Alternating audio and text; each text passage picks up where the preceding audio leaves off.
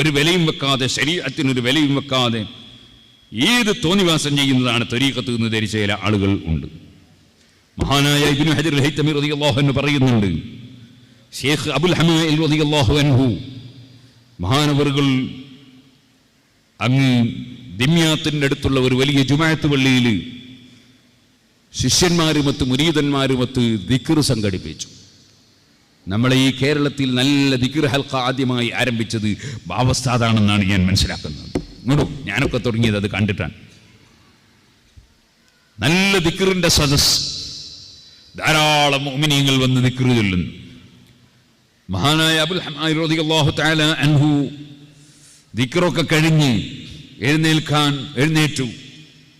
അപ്പോൾ നോക്കുമ്പോൾ പള്ളീൻ്റെ അപ്പുറത്തുനിന്ന് വേറൊരുത്തർക്ക് ഒരു ദിക്ർ ഹൽക്ക, വേറൊരു വ്യക്തിയുടെ ഒരു ദിക്ർ. അയാൾ ആരാ? അതേ